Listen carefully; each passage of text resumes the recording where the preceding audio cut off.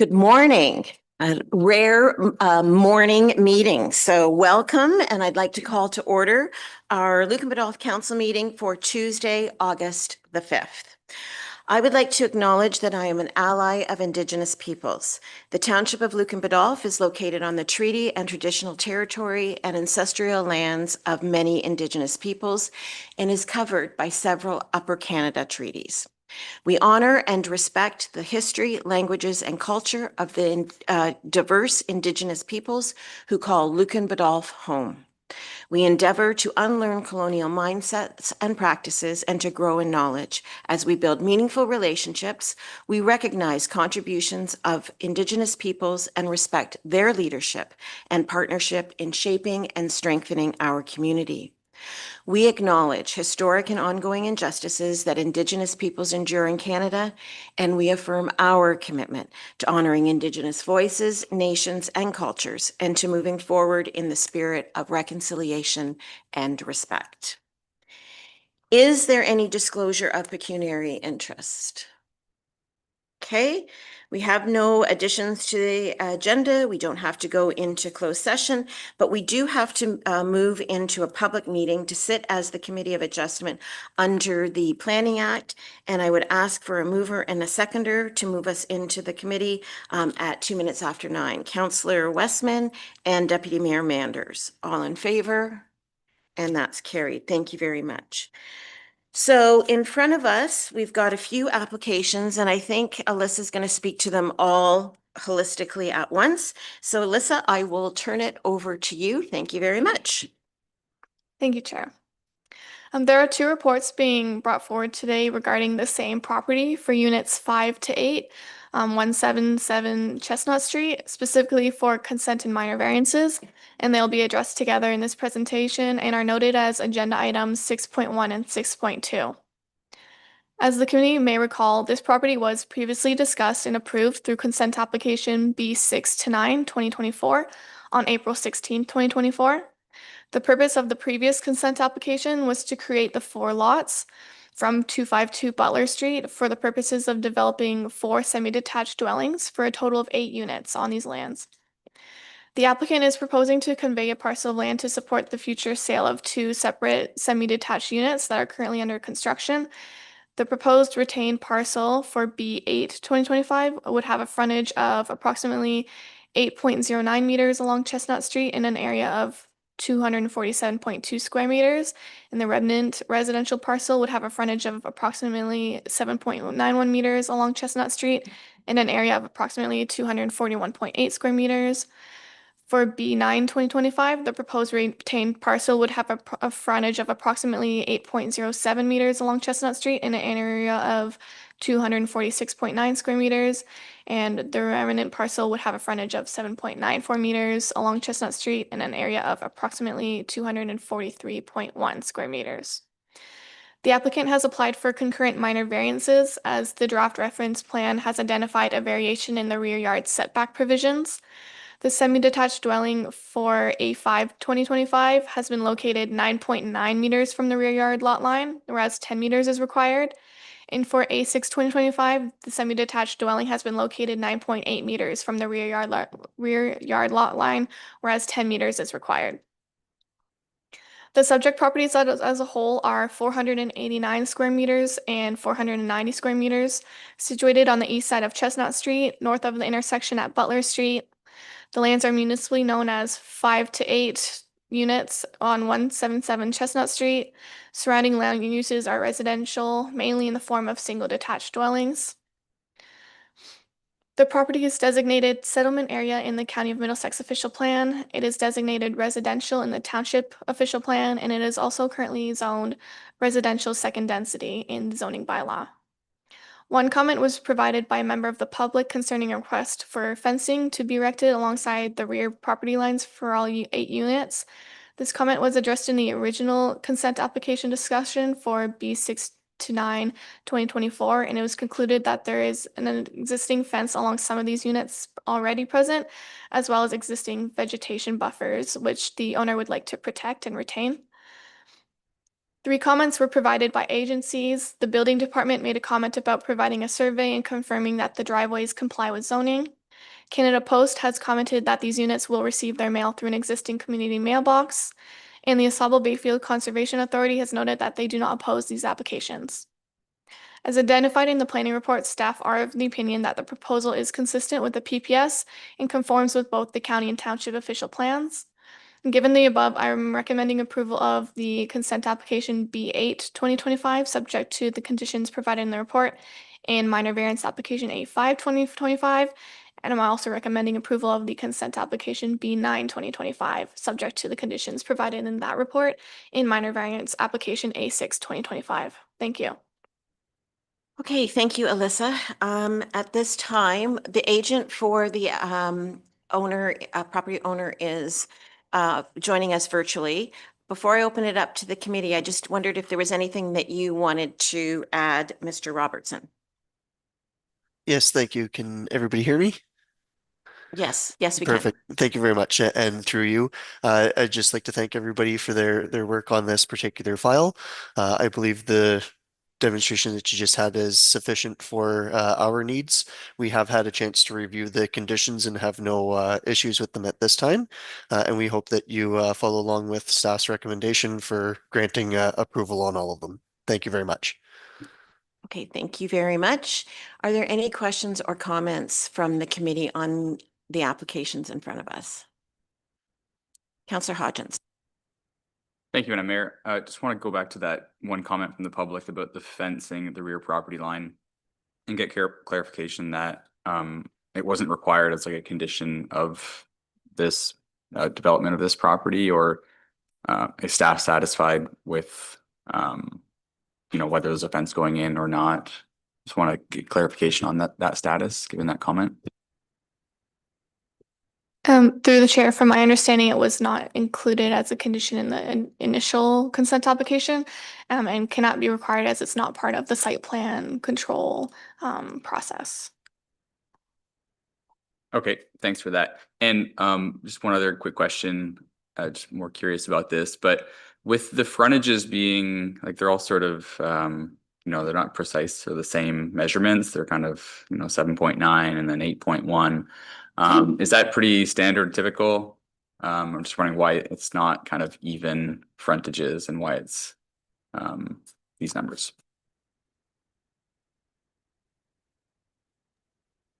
Through the chair. Oh, sorry, you can go. Sorry, no problem. Through you, just the resulting from this for us was that the buildings were put in on much more of an angle than what we would have liked with our original layout. And to identify and address that, we ended up with the minor variance for the rear yard. And it's to keep the common wall, the lot line through that common wall. We ended up with a little bit less of having them quite, right on the equal amount, but they still both exceed the minimum. So we were taking the best situation with what we had with the foundations put in. Okay, thank you. Any other comments or questions on this? Councillor Regan? Thank you, Madam Mayor. Just really quickly, I'm just looking at the map. I'm just wondering, right out in front, is there parking, street parking right out in front? And is that going to affect those driveways there? Because I know that was a concern that a resident had brought up the last time we had this meeting about parking and about the extra traffic. And I'm just wondering if that's going to be impacted at all with that parking. And I'm not sure who to address that to. Through the chair, I can address that. I believe all of these properties will have their own driveways as well as garages. So I believe that comment was addressed in the previous consent application, that there shouldn't be any concerns with the parking on the street on Chestnut. All right. Okay. Thank you very much. Thank you, Madam Mayor. Thank you. Any other questions or comments? Councillor Hodgins brought up my question, but I just wondered, I'm assuming then the rest of the units will be brought for the same sort of severance consent. And I'm just wondering why they wouldn't all be brought at the same time.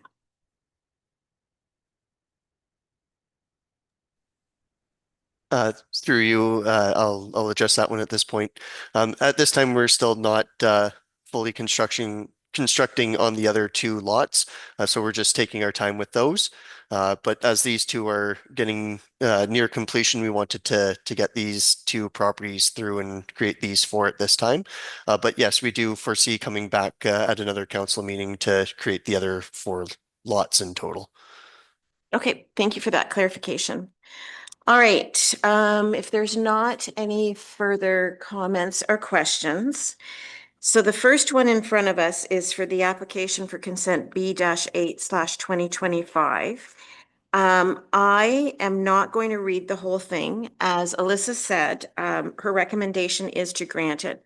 There's a number of conditions attached to it, and her reasons are set out. So anybody watching can certainly refer to the agenda to see what those conditions are on the recommendation. But as I say, the recommendation for the application for consent B-8/2025 is to be granted. So a mover and a seconder for that, please. Councillor Hodgins and Councillor Regan, all in favor? And that's carried. So then the next motion is for the minor variance, A-5/2025. This one's not as long, but it spells out the legal address. And of course, as stated, it is also to be granted. And the reasons being that the intent of both official plans and our zoning bylaw are both the zoning bylaw and the official plan official plan and zoning bylaw is maintained. The variance is considered minor and it is desirable for the appropriate use and development of lands. So a mover and a seconder for that one, please. Deputy Mayor Manders and Councillor Regan, all in favor, and that's carried.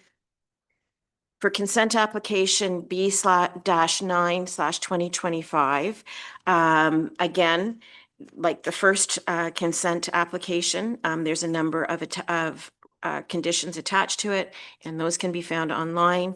And again, it is being recommended that it be granted. So a mover and a seconder for that recommendation, please. Councillor Westman and Councillor Hodgins, all in favor, and that's carried.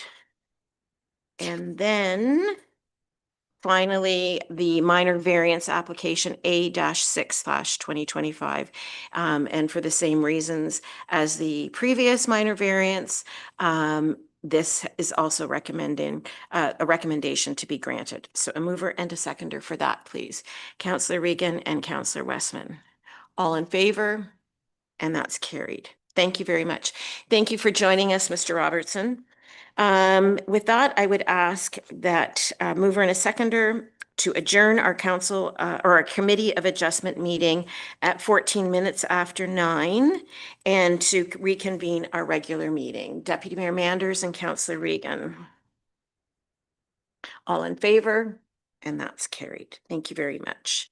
So we do have a delegation this morning, and joining us is Catherine Liscombe from Dillon Consulting, and she is going to present to us our asset management plan updates.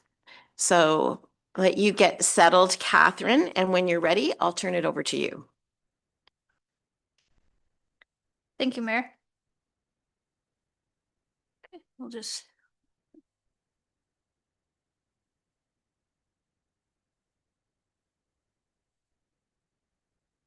Great.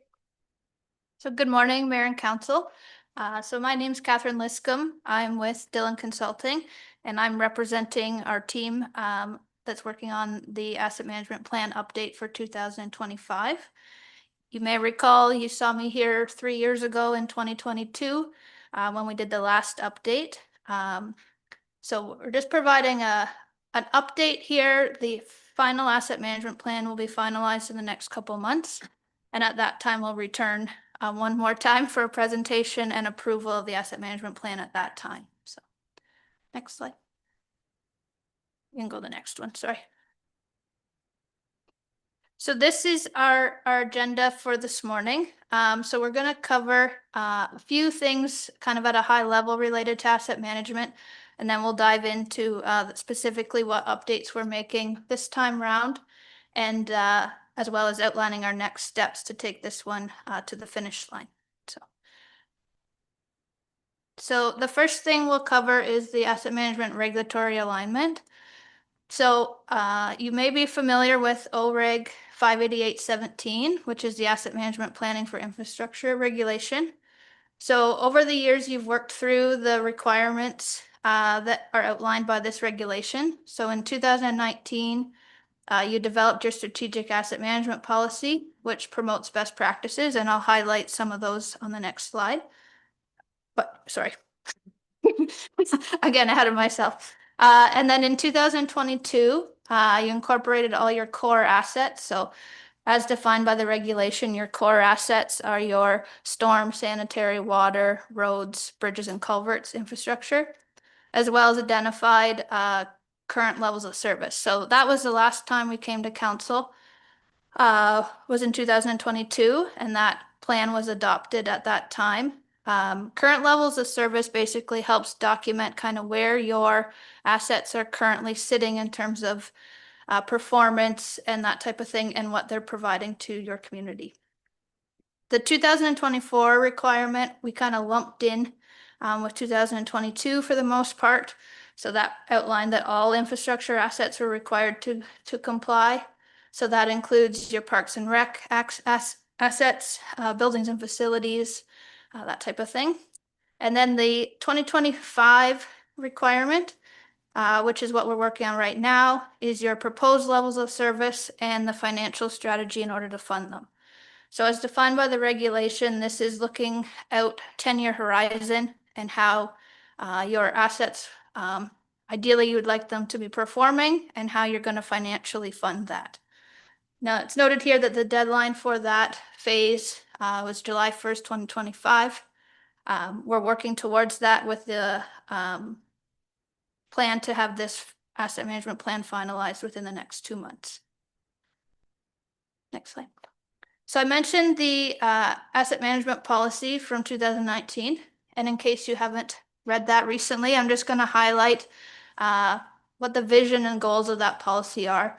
That we want to make sure that the work we're currently doing is aligning with that policy. So the vision is to proactively manage assets to best serve the township's objectives, including prioritizing the needs of existing and future assets to efficiently and effectively deliver services, supporting sustainability and economic development, and maintaining prudent financial planning and decision-making. So the goals of asset management and the policy is to provide a framework for implementing asset management to enable a consistent and strategic approach at all levels of the organization, provide guidance to staff responsible for asset management, as well as provide transparency and demonstrate to stakeholders the legitimacy of decision-making processes, which combine strategic plans, budgets, service levels, and risk. So just good things to keep in mind as we move forward with our discussion. Okay, next I'm going to just give a high level. This should be a refresher for you, but just to make sure we're all on the same page and talking the asset management lingo that comes with it. So what is the value of investing in asset management? Asset management is a journey of continuous development. And as you'll see in a few slides, I'm going to showcase to you the journey that you've been on in asset management over the last several years. As part of asset management, we can reference ISO 55000, which is the international standard for asset management. And as part of that standard, asset management is defined as the coordinated activity of an organization to realize value from its assets. The realization of value will normally involve the balancing of costs, risks, opportunities, and performance benefits. So looking at the bigger picture and finding that overall balance. We can also reference the Federation of Canadian Municipalities asset management program, and they have a readiness scale that municipalities can use to compare themselves of where they are on their asset management journey. And this asset management readiness scale defines asset management as investing wisely over the long term, balancing those operation risks and costs, providing our community with the right service at the optimal costs, and ultimately keeping our community's future needs in mind. So asset management is a process of making the best decisions regarding the creation, maintenance, renewal, rehabilitation, disposal, expansion, and procurement of infrastructure assets. The objective of asset management is to maximize the benefits of the assets, minimize the risk, and provide satisfactory level of service to the public in a sustainable manner. It considers risks related to the life cycle of the assets and requires a multidisciplinary team of planning, finance, engineering, technology, maintenance, and operation. And similar to our last updates, we've been working with staff through this process to prepare this update. Okay, through asset management, we like to kind of break it down into these 7 essential questions of asset management. So the first 2 questions are related to asset inventory. So the first step is understanding your assets, what you own, and where they're located. I've mentioned some of the asset categories that we've included. So roads, water, sanitary, storm, buildings, parks, fleet and equipment. And then we look at what is it worth? This comes to the valuation part. Every asset has a value, and so understanding its replacement cost is critical for financial planning. The next piece we look at is condition. So what is the asset's condition and expected remaining service life? This will tell us how the asset is performing and how long it can last before requiring major intervention. And that intervention could take the form of various things, whether it's actually a rehab or full replacement. Next, question number 4 is our level of service. So what is the level of service expectation and what needs to be done? So level of service defines the quality and reliability of the services provided by our assets. And then the next piece, the green questions, is our analysis and strategy development. So question number 5, when do you need to do it? Timing is everything, and knowing when to repair, rehabilitate, or replace assets can significantly impact costs and service life. Question number 6, how much will it cost, and what is the acceptable level of risk? Every decision has a financial and a risk component, and asset management helps balance that risk and cost to ensure sustainable investments. And finally, question 7, how do you ensure long-term affordability? So sustainability is key, and we must ensure that future generations can afford to maintain and improve the infrastructure that the township owns. Okay, so I've mentioned the terminology level of service as through my introduction here, but I'll just elaborate a little further. So as part of the regulation, municipalities must establish target levels of service beyond their current levels of service. So this includes measurable performance indicators for each asset category. And level of service must consider community expectations. So what does the resident expect? So if someone turns on their tap in the morning, they expect clean drinking water to come out of it. Technical performance is the infrastructure condition and reliability. So that could be what condition is the water main in that is feeding that resident's home. And regulatory requirements, provincial and federal standards. So what standards exist for drinking water quality. And once the target level of service is defined and set to course to improve service levels from current performance, of course, you'll need to have a financial strategy in order to support that asset management goal. So as part of our previous updates for all of our asset categories within the township's portfolio, we established what the current level of service is. And in some cases, we've made some recommendations of metrics that could be tracked in the future to help monitor performance.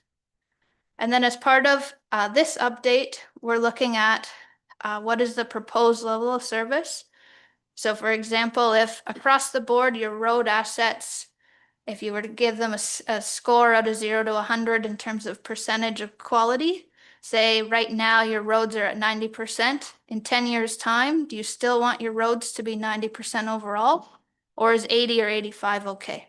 So that's looking at how your proposed level of service could change in the future, and it may come down to what can you afford in order to keep that level of service at that point. Next slide. And I just wanted to include this graph because it's a good schematic of kind of looking at a life cycle strategy. So we've got our age of asset across the horizontal axis and our condition on the vertical axis. And when an asset is brand new, it's in very good condition. And as time goes on, its condition will deteriorate over time, good, fair, poor to very poor. And you can see there as time goes on, there is an ideal time to rehabilitate before it gets to the point where an asset maybe needs to be replaced. So for example, maybe doing a shave and pave on a road versus a full reblown reconstruction, that type of thing. And by rehabilitating at the right time, you can extend the useful life of that asset with maybe less of a capital investment required. Okay, so that's your asset management 101 in 10 minutes. So now I'd like to just showcase to you your asset management journey.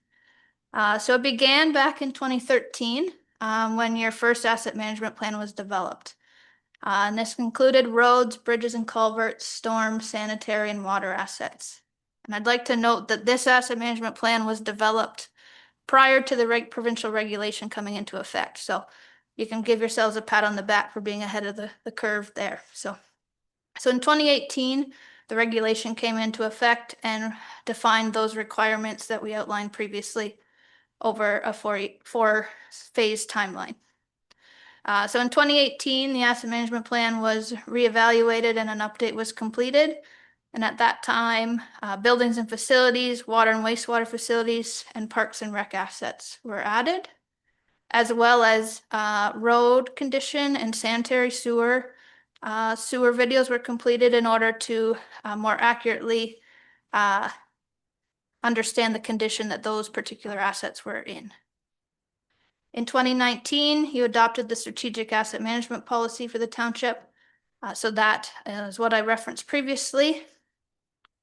And then in 2022, we completed an update. So we refined those core assets to meet the regulation requirements. We added fleet and equipment assets, and we established those current level of service for each asset category. So now fast forward to 2025, and we're working on another update. So as part of this update, we've added our natural assets. So that's lands that the township owns that have natural assets on them. So this could include woodlots, water courses, even some agricultural land. Park space is also considered a natural asset in this case. The trail network, so working with Darcy, we've added that asset category in as part of Parks and Rec. And in 2023, a building condition assessment was completed of the majority of the township's buildings. So looking at individual components of a building from doors, windows, HVAC, etc. So those outputs from that investigation are being incorporated to more accurately represent the condition that the buildings are in. And then to align with the regulation, we're defining those proposed levels of service. Okay. So now I'm going to go through and kind of highlight some of more specifically the enhancements we're making as part of this update.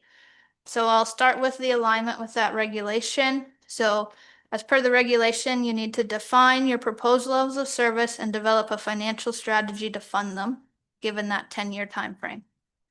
So levels of service can change over time, either by design or by default. So I gave an example of how you may change level of service over time, but it's important to look at each asset category individually, and even specifically individual assets of how that level of service could change over time.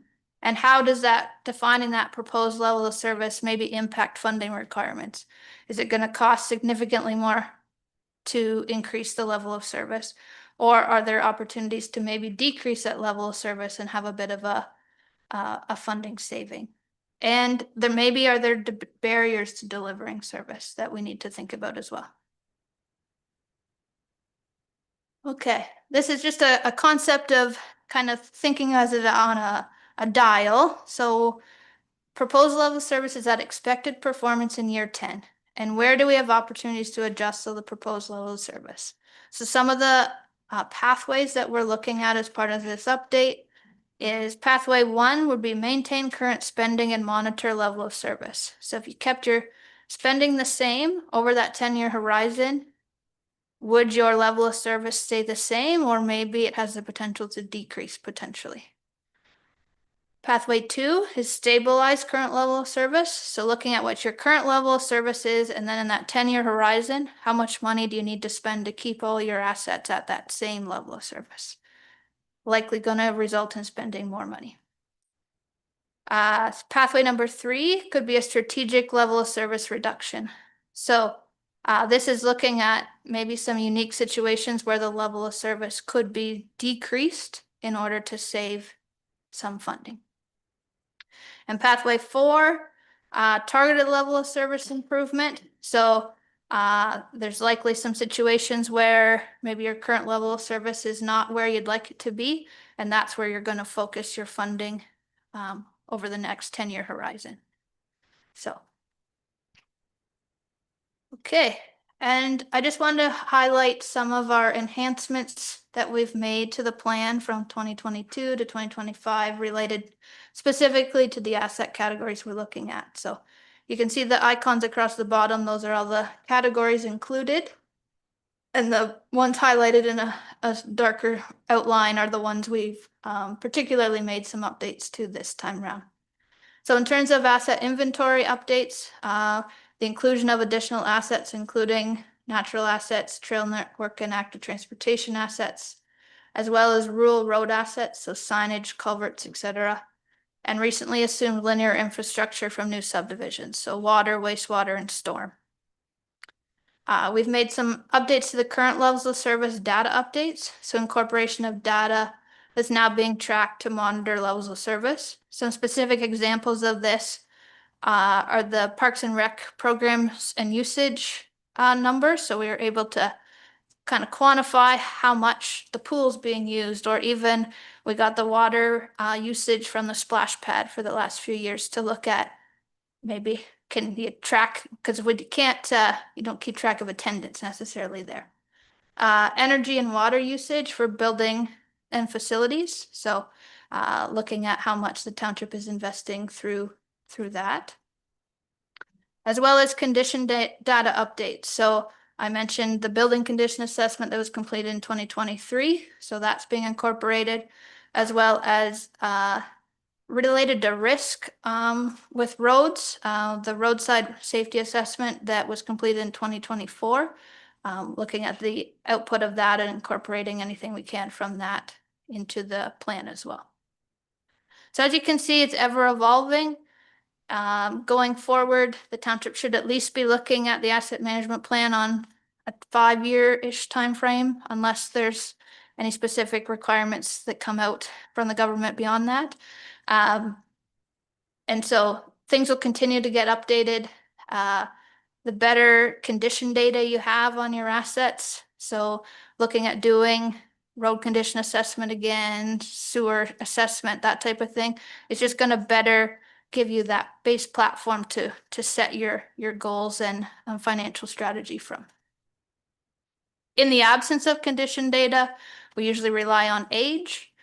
But if you have, I'll give the example of a road again, a road that's 20 years old and is actively used regularly by a lot of traffic is going to deteriorate faster than a similar road of the same age with little traffic, that type of thing. So that's why that condition data is important to incorporate. Okay. All right. So that's kind of where we're at right now.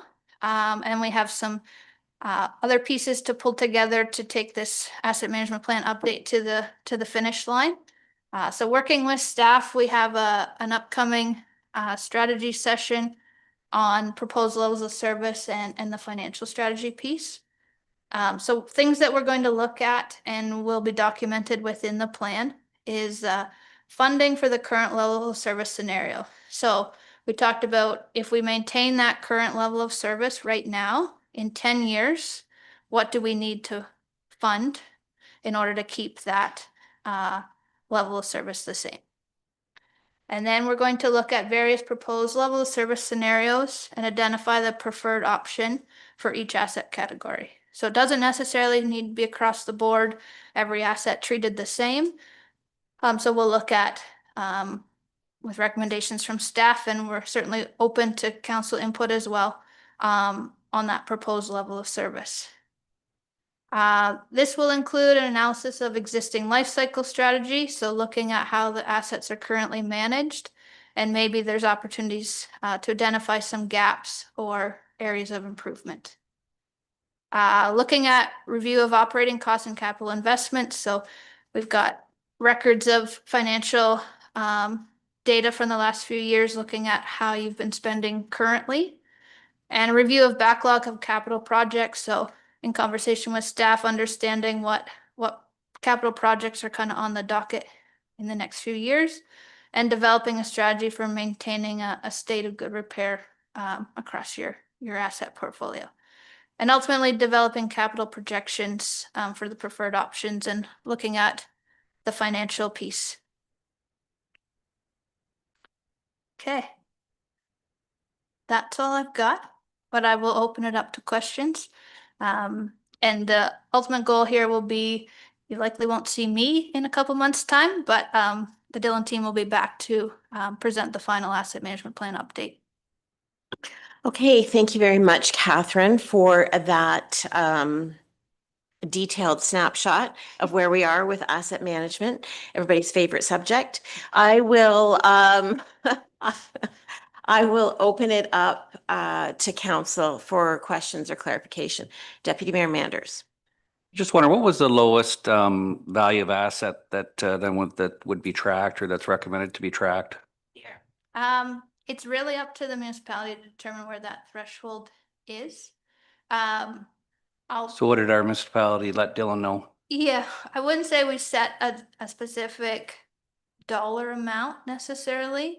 It can also be like linked to like the criticality of an asset too, right? Of how important something could be, maybe not very expensive, but still important. Maybe Jeff will. Maybe, Go ahead, Jeff. Madam Mayor, if I could. So for instance, a good example of that is our signs. A sign is, it can be less than $100, but at the same time, there's regulation to monitor the conditions of your signs and make sure your signs are meeting the what they're supposed to be doing out there and what's going on. So some of the assets that we did include in our road segments have a very low, like a sign, which previously we did have a very high dollar value when we started out back in 2019.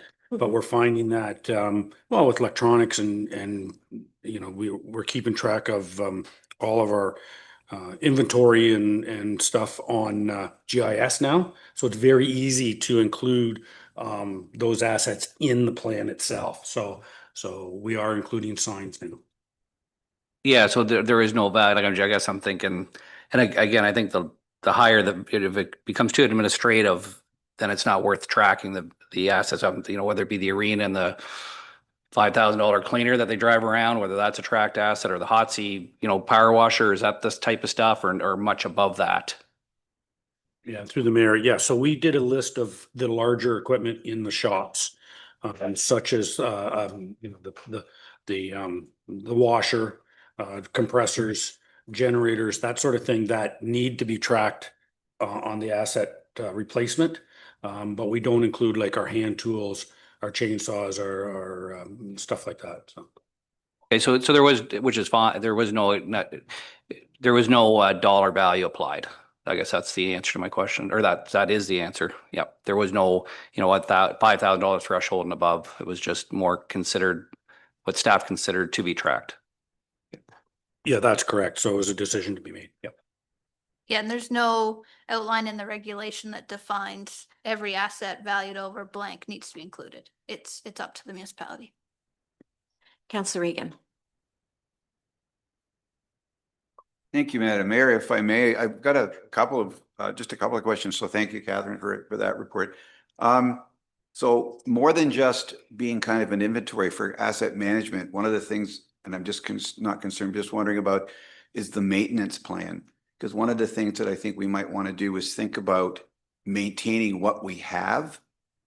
We've talked about this. I remember talking about this before. So I'm just hoping that that's part of, or maybe a big part of, like, how do we take care of what we've got? I know some things have to be replaced at certain times, and I understand that, but I'm just wondering if that's going to be a big part or a bigger part Taken of into this. consideration. Yes. Yeah, certainly maintenance is something that we want to look at, and particularly with assets like fleet and equipment, something you can track over time is how much you're investing in those repairs over time. So if you're seeing in a given year that, I'm just gonna throw out a random number here, $100,000, and then the next year it's $500,000. Well, then maybe that's gonna indicate there's a problem, that you've got assets that have maybe deteriorated to a point that maybe some of them need to be replaced. So that's why that level of service comes into play, and having trackable, makes sense for the municipality metrics that allow you to kind of see over time what that story is telling you. So maintenance is certainly important. Are we going to say thou shalt maintain assets on this frequency? No. But I think that there's opportunities within the citywide software as well to track maintenance and work orders. Maybe Jeff, you can elaborate a little bit on that, just to keep track of that information. Yeah, and through the mayor, yeah, that's a really good example of how we're starting to integrate our citywide. So we control a lot of our assets on citywide now, that we can move that information directly into our asset management plan. So it's all kind of meshing together. And one of the examples I would say that where maintenance comes into play is on our rural roads. We did enter the rural roads now into the assets. But we do a maintenance program then that's a repeat. So that's extremely important, where you'll see the conditions start to go down and go back up when we add our maintenance gravel. So, yeah. Any follow? Yes, may I?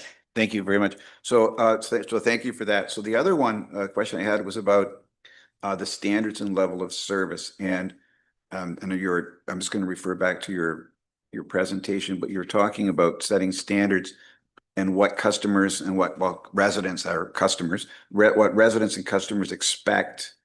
And how do we get that? So how do we, when we're doing asset management, that's going to be part of it. So how are we measuring that to making sure that, I mean, as our population increases, right, there are more demands on what we have to do. Roads are being used more. There are more people. Then, of course, we're thinking about staffing and all that other, that sort of stuff. So I'm just wondering, how are we measuring that? And how are we going to get a good handle on what our residents expect? Yeah, so that's a great question. So kind of going back to the level of service defining, I'm just going to reference my slide here, but so that can be broken down into two components, what we call the community level of service. So that's exactly what you're talking about, of what the resident expects. So that's the turn on the tap, there's water coming out. Right. They flush the toilet, it disappears, they never see it again, kind of thing. And then there's the technical level of service, that's kind of like the kitchen of the restaurant. When someone orders a meal, they get their plate. The kitchen that prepares that meal is the technical level of service. So they're definitely tied together, because what that resident or customer is expecting is that plate of food that they ordered. But it's how that kitchen operates in order to prepare that meal. So by tracking our technical level of service, it ties into our community level service. So if we're meeting our technical level of service parameters, metrics that we've set out, we, in theory, should be providing that community level of service that the resident expects. So the regulation defines community level of service in terms of a lot of mapping and visuals and words, where the technical level of service is a lot more quantitative, numbers, that type of thing. But they're intertwined for sure. Don't know if that answers your question or not, but Nope. think of going to the restaurant and what do you expect? That's a good analogy. So Okay, all right. Thank you. I'm good for now. Thank you, Madam Mayor. Any other questions or comments? Councillor Hodgins. Thank you, Madam Mayor. Thanks for the presentation, Catherine.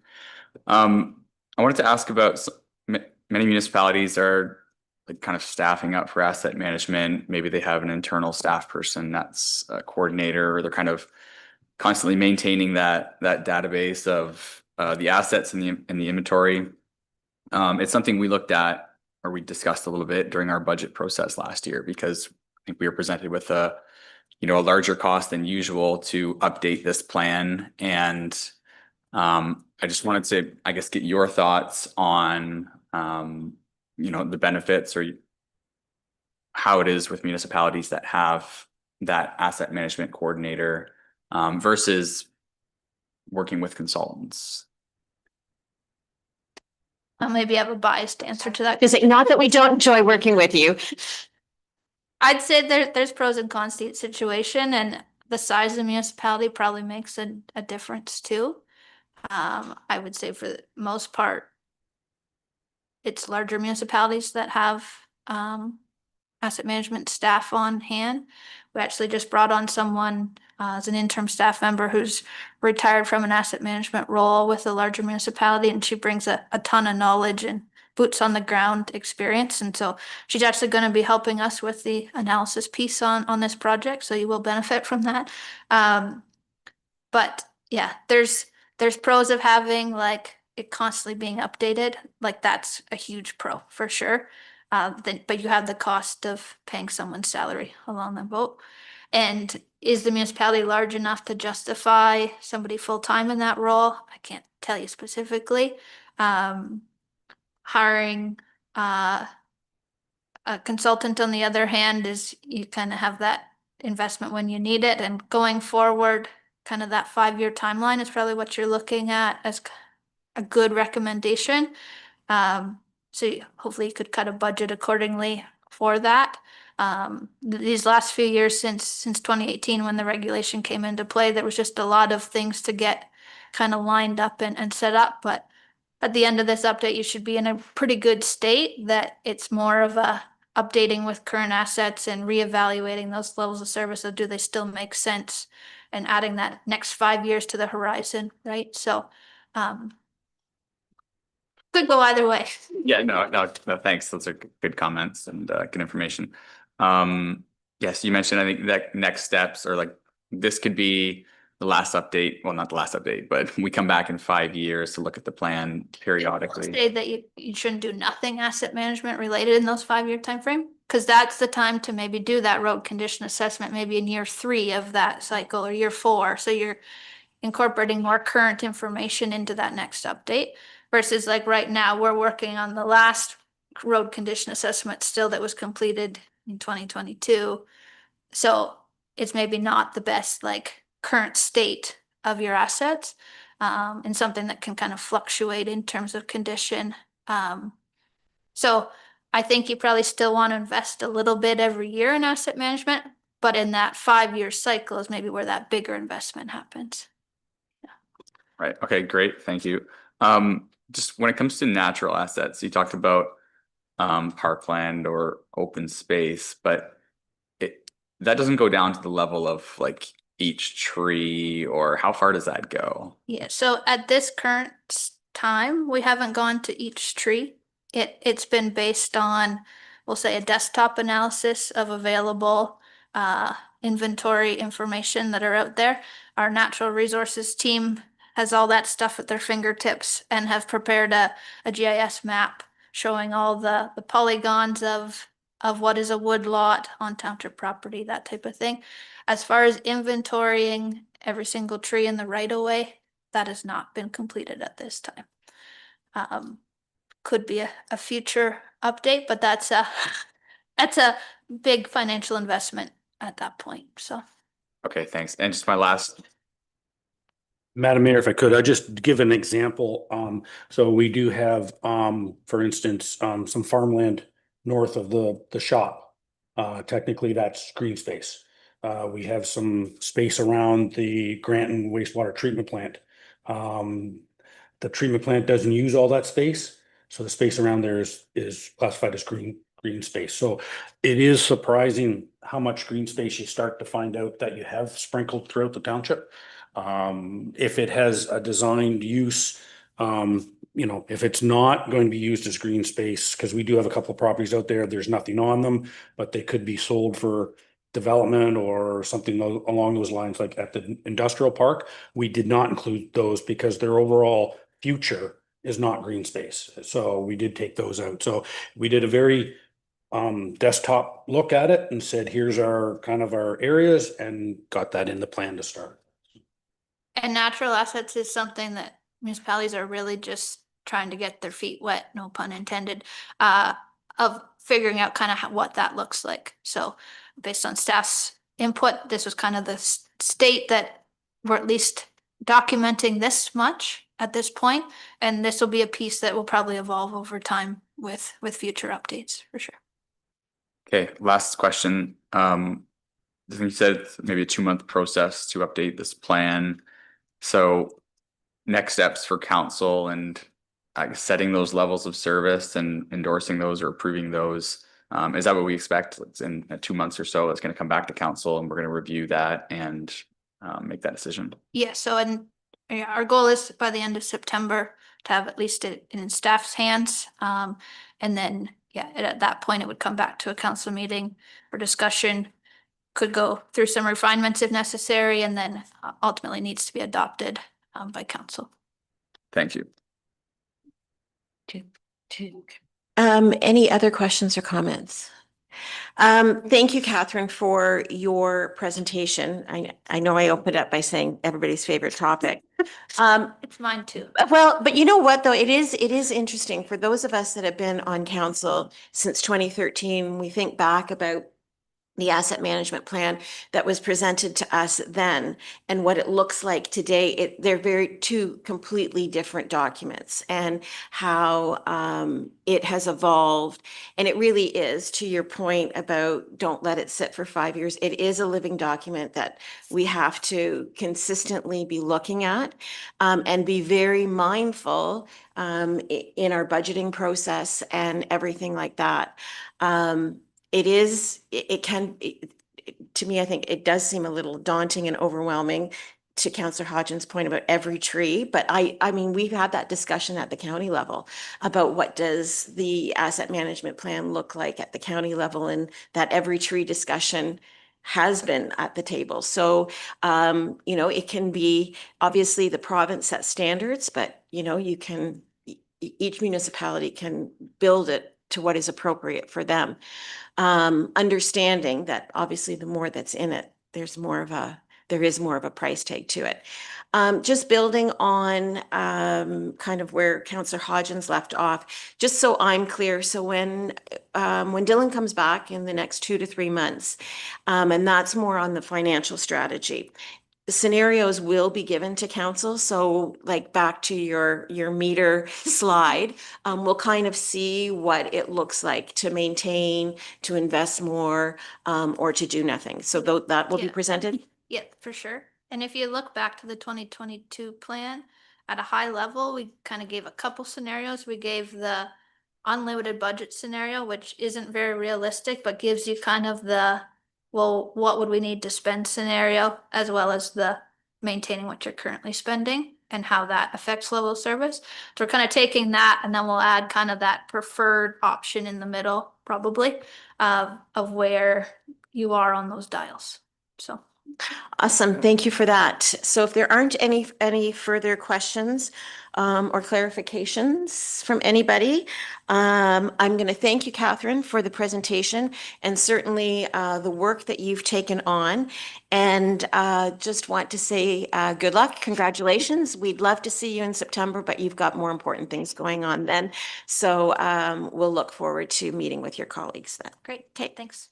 If I can get a mover and a seconder to just receive that presentation for information, please. Councillor Westman and Councillor Regan, all in favor, and that's carried. Thank you. Okay, on to the adoption of the minutes, and we have the July 8th set of minutes in front of us. And if nothing needs to be amended or corrected, I would ask for a mover and a seconder to approve those as circulated, please. Councillor Hodgins and Councillor Regan. All in favor, and that's carried. On to the consent agenda. There are a number of items in it, and I think we can, we'll accept those all as one, but there is one item, well, and I know I want to speak to one too, but 9.6, and that's the County Road and Bridge Assumption Study. And Jeff, if you can just speak to that briefly, that would be great. Yeah, thank you, Madam Mayor. Just to give a little bit of a background on this, because this is where this comes from. In 2020, or every 5 years, the county does look at uploading bridges and roads to them. What they ask of the lower tier is to provide a list of any assets they think should be uploaded.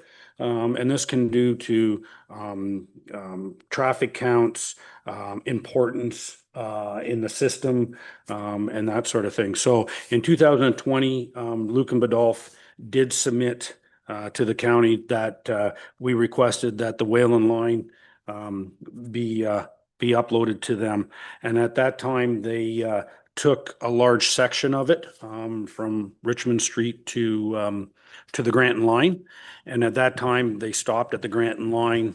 It kind of wanted to get that one in place. So the remaining section from Granton line to Elginfield was on the list. And they reviewed it again this year in 2025, and the county did indicate that it blends into their system, and they approved the assumption of that section. Part of the interesting part of the Whalen line is that it is a border road. So when we talk about the uploading of it, in this process, we've asked them to upload our responsibility of the Whalen line. There'll still be, the county will still be having discussions with Perth South and Perth County on exactly how all those roads will work up there on there. So that's basically the kind of the overview of the process. The county has approved it.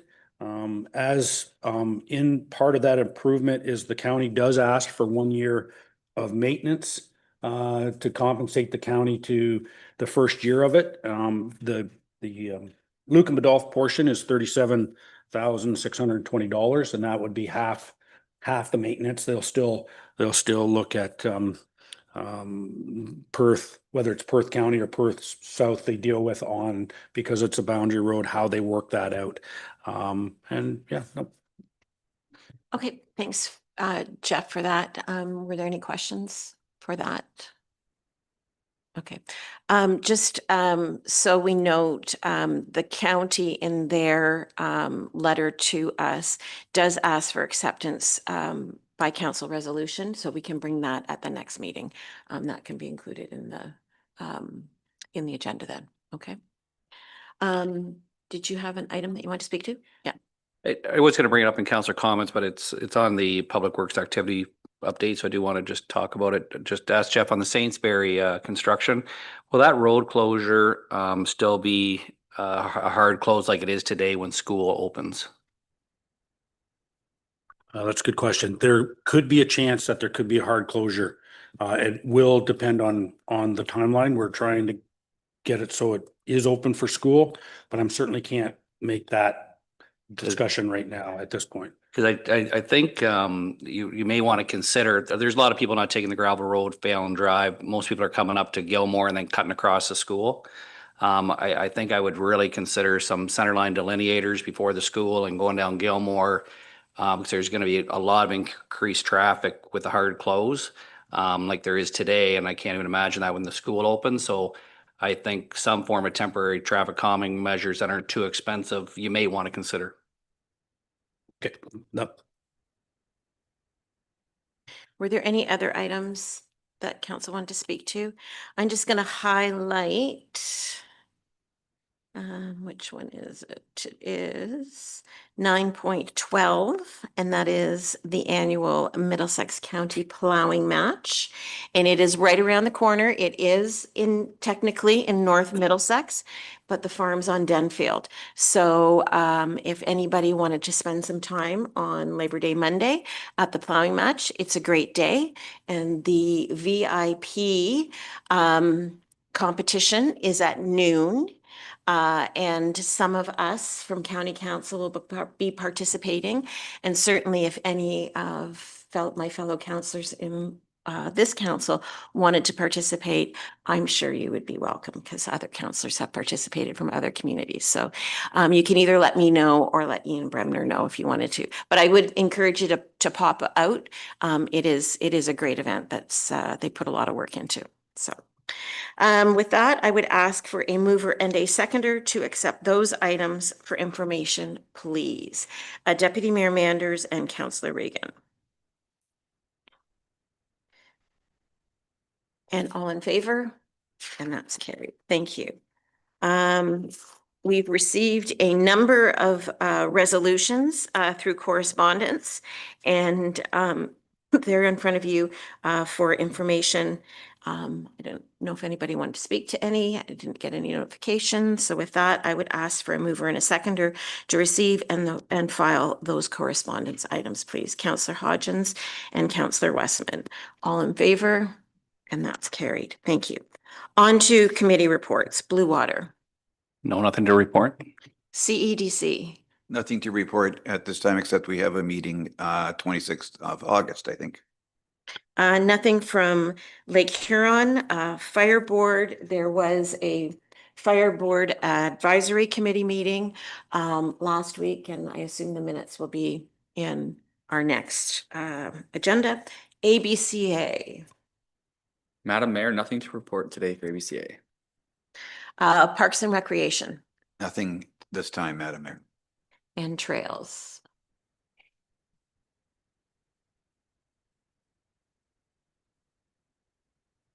Thank you, Madam Mayor. The report before council today is in regards to the parking bylaw enforcement update. I don't believe we've had one of these before. So with us today, we have Ed Pimentel from Tenant Security Group.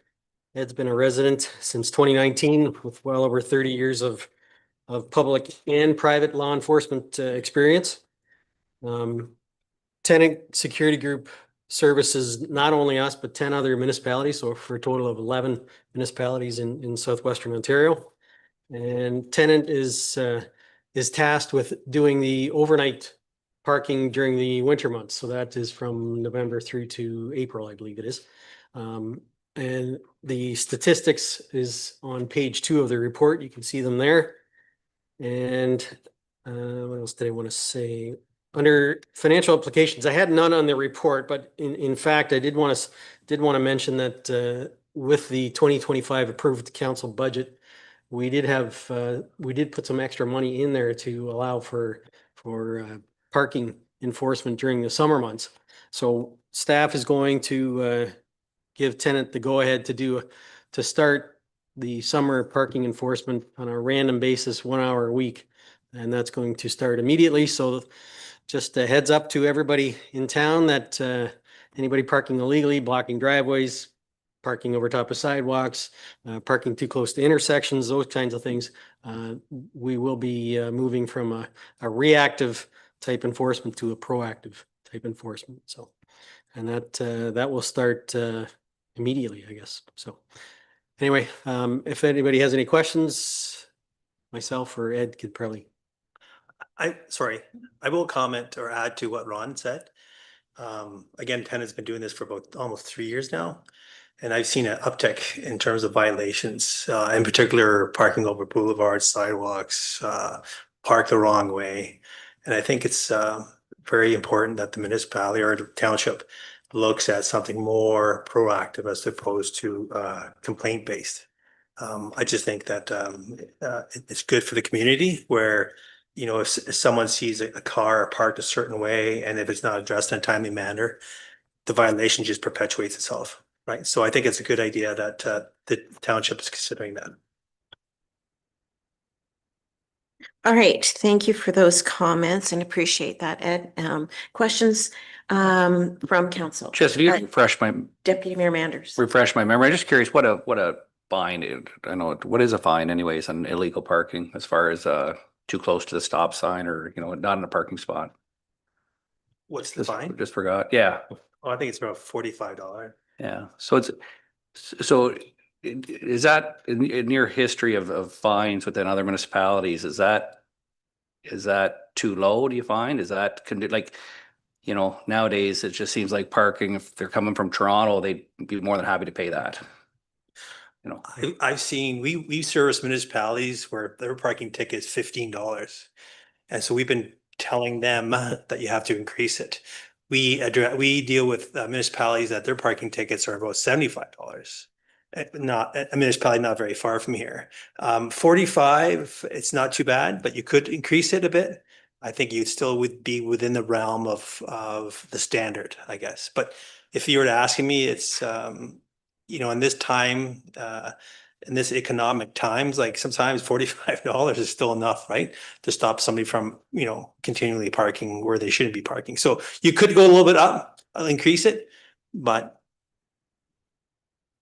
And then do you find other municipalities, when our public works goes to do some different signage or change signages, and I might be wrong, can be corrected, but something to do with no parking, you will be fined, like sign. I don't think we have any signage that says fine, there will be a fine. Do other municipalities have that, or no? It's just just again to create hopefully that person from rethinking parking there. With all the municipalities I've dealt with, there is no such thing as that. The only thing they do a forewarning sign is overnight parking for wintertime. But other than that, no. Councillor Westman. Yeah, I've always been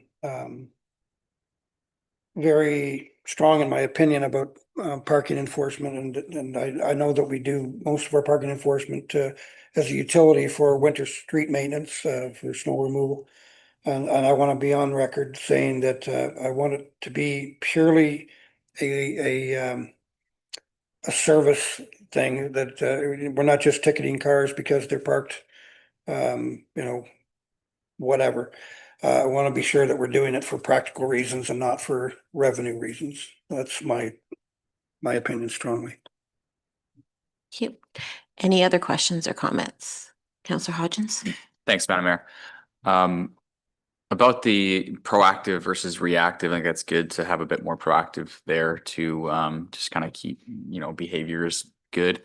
But with reactive response, like if there's a vehicle parked unsafely or obstructing sight lines, and there's a complaint from the public or from staff or from council, what's our ability to react to that?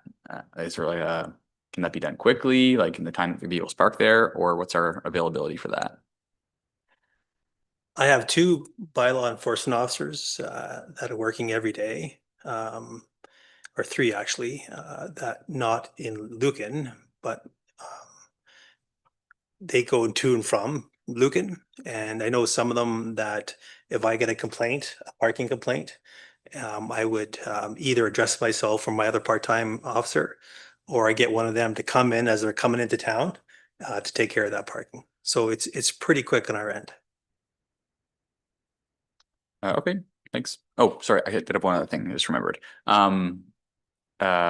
Through one of our committees, the Community Economic Development Committee, talking with a lot of the businesses downtown, and sometimes we get concerns about parking in the downtown core, vehicles parking for long durations, and we've talked about having time limits there, whether it's 2 hours, 3 hours.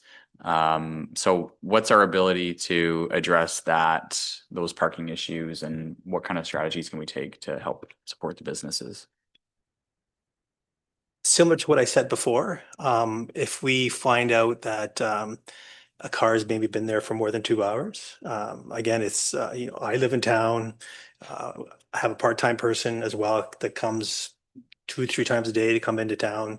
And we would go by and we would only, it's very difficult for the time limit piece because usually someone will complain and they don't know exactly per se, for 2 hours they've been sitting there. It could be over 2 hours because they see the car there. But who's to say technically the car didn't move went around the corner, came back again. You'd have to, make a reference to the tire to make sure it didn't move. Or we use chalk on the road a little bit and make reference, take a picture of it, and then come back after a period of time. And if it's still there, then he would ticket. So, going back to the other question about it being revenue generating and all that, there's been times where we don't necessarily go out and I think it adds value for education as well. We're not necessarily there to ticket. Sometimes we'll go there and someone comes out because they see us there in our marked car and we would say, it is against the bylaw. Try not to do that again. Not a big deal. And we let it go as that. There's been times where if we know it's constant, the same person, that we would issue a ticket. So. Thank you. Just excuse me, one more thing to mention. Before we start the overnight parking in the fall, we do, I think it's a 2-week stretch where we'll go out and issue just warnings. So they're not actual tickets, it's just warnings. Just be prepared. Obviously overnight parking throughout the wintertime is primarily to make sure that the streets are clear so we can clear the snow. So I do feel that we've taken Councillor Westman's comments. This is not a money-making operation. This is an enforcement to try and get compliance from people without breaking the bank. I mean, this is not a money-making operation here, so. Sorry, going back to the other question, in terms of signage, I know that one of the municipalities, they use digital signs, right? You can put messages, whatever message you want. That's the uniqueness of a digital sign. You can put winter parking coming up or whatever. You can put, if you park the wrong way, it's this much money. I think through my experience, if you go to a call and you say, well, I could have gave you a ticket and this is the amount of the ticket, that goes a long way to send a message across. So it's just food for thought if you ever consider a digital sign, something like that. Any other questions or comments? I just wondered, Ed, and maybe this is, maybe you don't have the answer, or I don't know staff, but certainly in the 3 years that we've been tracking this, the complaints have been relatively the same. It seemed like there was a bit of more of an uptake last year, but the parking tickets that have been issued have declined. Do we know why that is?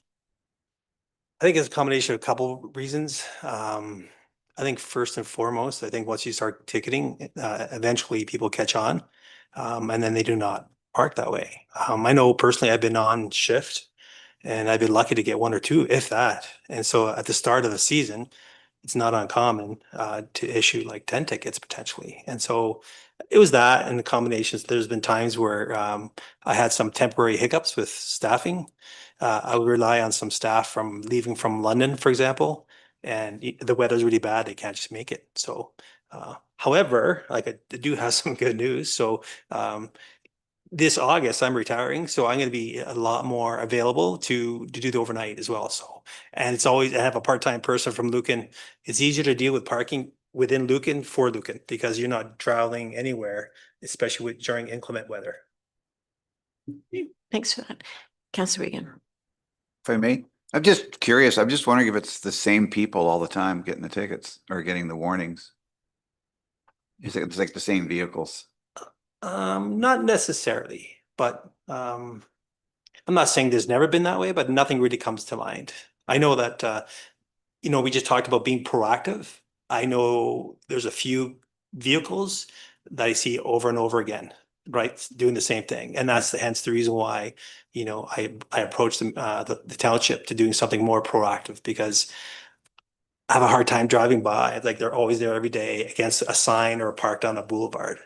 And so, but we're not, it's complaint driven here. So, but yeah, there's some people that do consistently do that. It's just a matter of whether or not there's a complaint made, and then we would go out and ticket. So. Gotcha. All right, thanks. Thank you.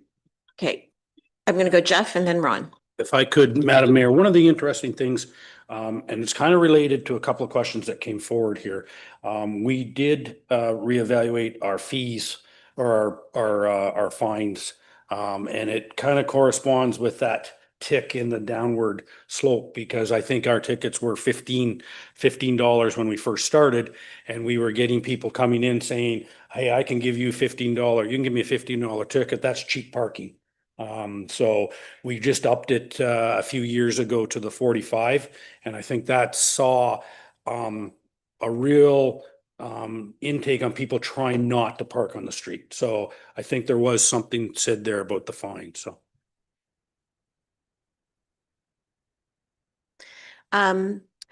Just have a question just on what you said about being complaint driven. So I guess I want to understand the relationship that tenant has with Lucan Biddulph. You get paid X amount of dollars for so many hours a week. Is that how it works? And then it's on those hours that if you were to see something, then that's when a ticket could be issued. So if you're not, I don't want to be so flip as to say on our dime, but if you're not on one of the Lucan Biddulph hours, you can't issue a ticket then? Or is everything that we're issuing just purely complaint driven? Right now it's complaint driven. In terms of how we get reimbursed, whether or not Ron could explain that a little bit more, but we do per call out. So we get a call, we go. But keep in mind, and I've always had that relationship with Ron and Julie and Jeff, is that, we get a call, I go there, there's no car there. I'm not going to sit there and charge the township 3 hours. Morally, that's wrong for me. I'm always around anyways. I don't. Half the time I don't even charge. But I go there. The only time we do charge is if we take action. So if we go there, we find someone, a lot of times we talk to the owner, tell them not to, park that way or issue a ticket. Then that's when I would, provide a charge back for the township. And then in the winter, because there's obviously more of a need to get the cars off the road, is that when patrolling happens? Or again, is that still just all complaint driven? No, that's when we do patrol. I think the key to that is deterrence, right? Deterrence is always a big thing in parking. I don't think we have to do it always on a certain day. And I think the relationship with us and municipality or the township was that, we'll give you time to do it once a week or something, sometimes 2 times a week. And we go when we need to go. And that's how it works. The last thing you want to do is forecast a time when parking is going to be out there, because people get smart. They don't park there on certain days. So.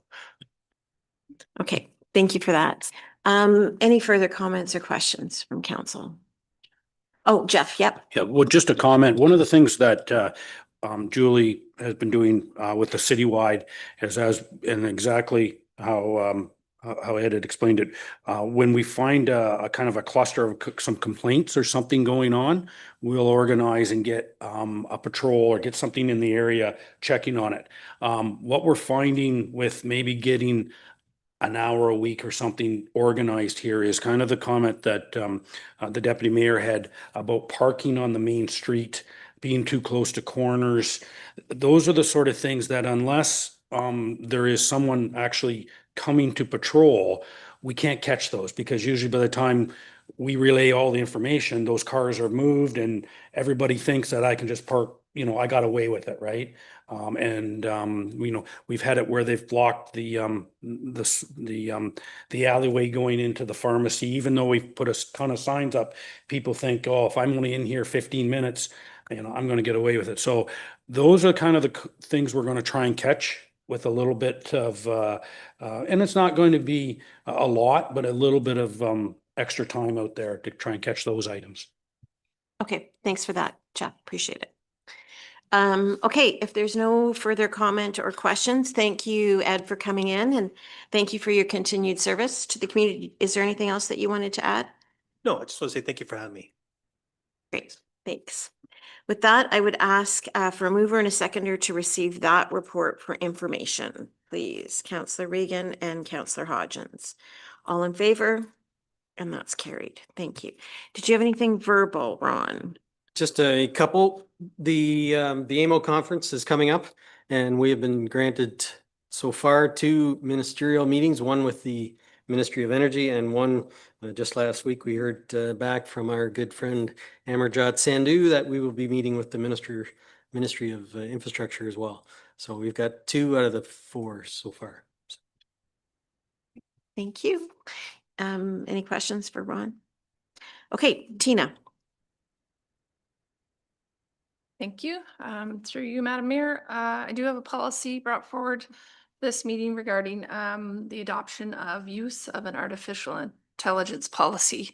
AI is something that is becoming more known and used across municipalities. And while it may not be a fan or favorite of everyone, it is the way some things it is moving forward in some aspects. It is also something that is legislatively required. So in November of 2024, Bill 94 was introduced, and that's the Enhancing Digital Security and Trust Act. And it is required under that for municipalities to adopt accountability framework if they are using it. I will say here in Lucan Biddulph, we're quite green to AI. I could maybe say there's 2 or 3 of us that have started to dabble in it. I wouldn't say it's used a lot or to the full potential that it can be. We're following the lead of the county on this policy. They did adopt it in November of last year, and Chris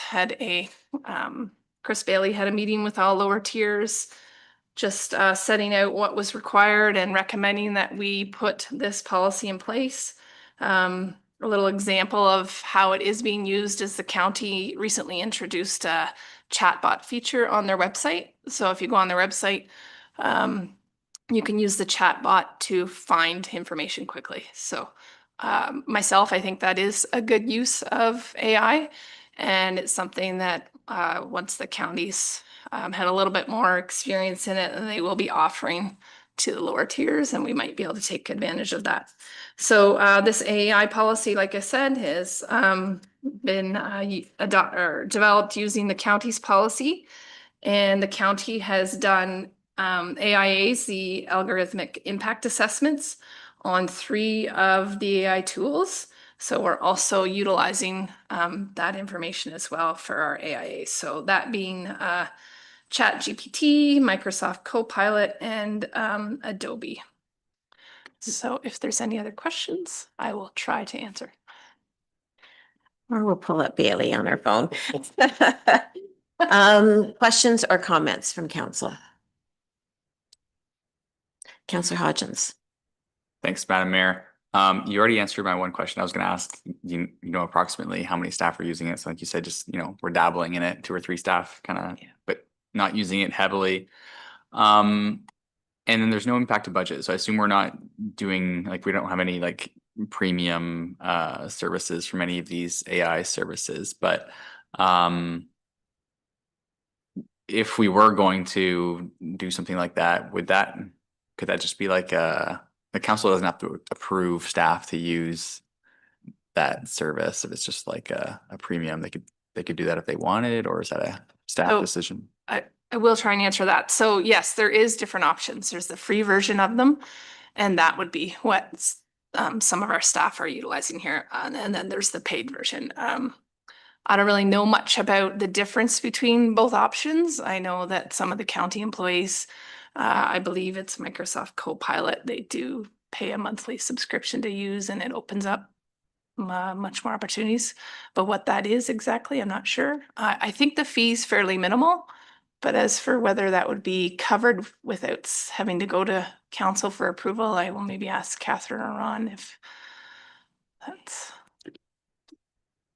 So let me sort of answer another question first. So just to sort of set the stage here, what like Tina's very correct. We're just starting to get into it. The extent of our usage right now is, if one of us are doing a report and I don't like the way that paragraph reads, and it's not doing really what I want it to do. I can cut that paragraph out, put it into Chat GPT, for example, and just please polish this up. Hit the button, boom, fantastic. It works fantastic for those purposes. Obviously, with the artificial intelligence policy that we are going to implement, which we're required to implement, it's more a case of what are we using Chat GPT or Microsoft with Copilot. I've never even used that one, but we have to be very careful with anything that has any kind of personal information, confidential information, all that kind of stuff. So it's more of an education for me as the CAO. I think it's more of an education to make sure that every one of our employees understands that it may be okay to use it, but be very, very aware of what you're doing, what information you're putting on there, because it goes into the public. It's like the World Wide Web. It never goes away. So it's more of an awareness educational thing right now. There is a lot of potential, I would say, to do that. What we don't want to get into is where, people are just pushing a button, give me a report on this, and they don't even look at it. It's pumped out. That's not what we're about here. At the present time, department heads and myself have to review all the reports, and we'll know if it's not written by the person who's actually putting their name at the bottom of the report. So, but again, the important parts of this is to have all of our employees understand that whatever they use it for, there's a privacy component on it, and be very, very aware of what you're doing and what information you're putting out there, because it is out for public consumption, really, and some stuff obviously cannot. And at this point in time, again, I'm pretty green to this, but I can't see a whole lot of situations where private personal information or anything would be used through Chat GPT or Microsoft Copilot or anything like that. So it's an educational thing. As we get into it more, we will understand more. And like there's a policy itself, but is there some training plan like for staff to kind of roll that out as well, just to go over those, especially the security basics? So that was one of my questions right away. How are we going to train staff on something that none of us really are using in a wide variety? So I did speak to the county about that, about training opportunities, and Chris had gave some suggestions on how we can and provide some video training on it. I think the plan will be to provide this policy to all of staff, make them aware that as we start to use it, this is the accountability, the framework that you have to abide by. And as we see more opportunities for it, we'll provide the video links for training videos that the county IT had recommended. And then we'll go from there on how we expand our use of it if and when we do. But like I said, the policy is there to protect us if staff were to utilize it in an incorrect way. And to go back to your earlier question about it being approved, if we were to upgrade to a cost, like I said, it is minimal. I'm not sure, Catherine, if that's would be included in just a regular budgeting, or I guess it obviously would depend on, for instance, probably like Adobe Pro has a license fee. This to use the premium aspect of AI wouldn't be any more than that is. And I don't think that that's something that would come back to council, but you correct me if I'm wrong, Catherine. I would just suggest if there's a cost, if you want to have one of these prescription ones, we would just incorporate that into the budget. Additionally, we have like a base one with includes all the ones we already have, like Adobe's, like you said. But we would say if we want to add AI and whatever this, we would just add that to that same line, but it'd be part of the budget approval process, would be my suggestion. All right, any other questions or comments on this? Okay, with that, you have a recommendation in front of you that the report be received for information and that the use of artificial intelligence policy number 102-15-2025 be adopted. A mover and a seconder, please. Councillor Hodgins and Councillor Westman. All in favor? And that's carried. Thank you. Did you have anything verbal, Tina? I don't, thank you. Okay, all right. They've been waiting very patiently, but at this point, I'm going to ask Wayne and Dan to come up to the speaker's desk because we have our second quarter building report to be presented and our bylaw enforcement. So while they get settled, I will welcome them. And I think, Wayne, you're up first. Thank you. Thanks, Madam Mayor and Council for having us today. I'm here to present the first half building report for the first half of the year. Just quickly, Lucan Biddulph has been strong in construction activity for the year. First half of the year, we've seen increases from for new dwelling from 22 up and then 11 last year's first half. And overall, I think that we are still going to continue in that strong construction phase for the next half of the year. If anyone has any questions, I'm free for that. Any questions on the second quarter building report? Councillor Hodgins? Thanks, Madam Mayor. That's good news, I guess, to hear that growth is still strong with the buildings and the permits and everything, and exciting to see, you know, the new subdivision going in as well. Because it seems like maybe the market's cooled down a little bit. Like there's a lot of houses for sale, things are sitting a little bit, so maybe prices are, I don't know, stabilizing or coming down. But just with that, and I guess not just Lucan Biddulph, but maybe Middlesex more broadly, over the next, you said the second half of the year, you expect strong growth to continue, or do you think, like, do you forecast things might slow down a little bit? Through you, Mayor, to the councillor, I suspect that it'll just maintain construction. I just did quickly look this morning and how many permits were in there ready to be reviewed. I know that there's 26 in the queue. I heard that last month that they were a little bit busier in the middle of summer and that they were being bogged down with reviews. So I suspect that it will continue on being a good year.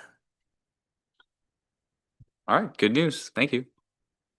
Any other comments from council on this report? Okay.